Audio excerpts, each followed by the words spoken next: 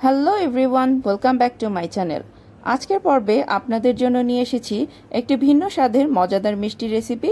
সেটা হলো কাঁচা গোল্লা বা প্রাণহারা। তো চলুন কথা না বাড়িয়ে শুরু করি।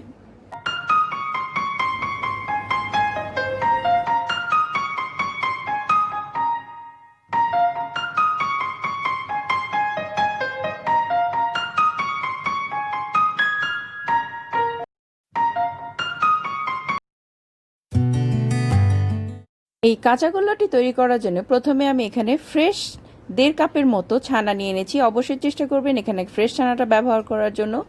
এবং তারপরে আমি এটাকে 2 ভাগ করে নেব। এক ভাগকে আমি এভাবে ভালো করে মথে নেব এবং সাথে আমি মিশিয়ে দেব এখানে 2 টেবিল চামচ পরিমাণ চিনি।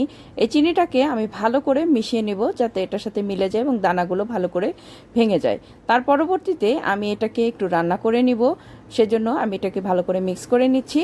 তো এটা আমাদের তৈরি হয়ে গেছে। আমি এখন এটা একটা ফ্রাই প্যানের মধ্যে এখানে সবকটা দিয়ে দিব।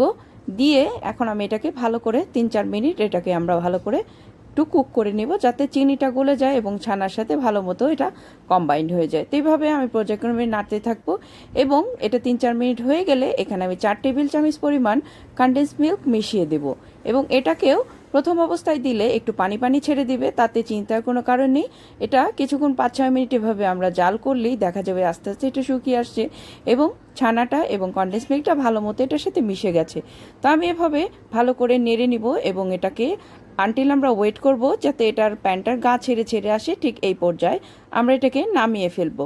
তো আমাদের এটা তৈরি হয়ে গেছে। আমি পাত্রে এটা নিয়ে নিয়েছি এবং যে হাফ ছানাটি আমি আলাদা করে রেখেছিলাম সেটাও এটার সাথে আমি ভালো করে এখন মিলিয়ে দেব। এটা আপনারা গরম থাকা অবস্থায় করে নেবেন। যেহেতু এটা গরম থাকে তাই আমি একটা স্প্যাচুলার সাহায্যে এটাকে আমি দুটো একসাথে ভালো করে মিশিয়ে নিচ্ছি। ঠিক এইভাবে ভালো করে মসৃণ করে আপনারা দুটো জিনিস একসাথে মিলিয়ে নেবেন যাতে কোনো আলাদা আলাদা কোনো কিছু না থেকে যায়।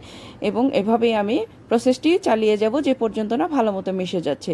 তো আমি এখন হাত ব্যবহার করছি, এটা ভালো মতো মিশে গেছে। এখন আপনাদের রুচি অনুপাতে আপনারা যেরকম ছোট বড় খেতে চান সেরকম একটু বড় বড় এরকম বা ছোট ছোট বল বানিয়ে আপনাদের রুচি অনুযায়ী এই বলগুলো তৈরি করে নেবেন। তা আমি এভাবে প্রথমে চেপে চেপে এটা 2 হাতের তালুর মধ্যে নিয়ে আমি বলগুলো তৈরি করে ফেলছি ঠিক এইভাবে। এই যে দেখুন কত সুন্দর এভাবে বল হয়ে গেছে। আর এটাকে আমরা গড়িয়ে নিব মাওয়াতে, অথবা কারো কাছে যদি মাওয়া না থাকে গরু দুধেও এটাকে আপনারা গড়িয়ে নিতে পারেন। তা আমি এই বলগুলোকে আমি এখানে ইনস্ট্যান্টভাবে গরু দুধেই আমি গড়িয়ে নিচ্ছি। যাদের মাওয়া পছন্দ তারা মাওয়াতেও গড়িয়ে নিতে পারবেন। ঠিক এইভাবে আমি প্রসেসগুলো চালিয়ে যাব, প্রত্যেকটি বল এইভাবে তৈরি করে নিব। এই যে দেখুন কত সুন্দর লোভনীয় আমাদের প্রাণহারা বা কাঁচাগোল্লা তৈরি হয়ে গেছে। তো বন্ধুরা, আমি কত সহজে এই কাঁচাগোল্লা রেসিপিটি তৈরি করে দেখালাম।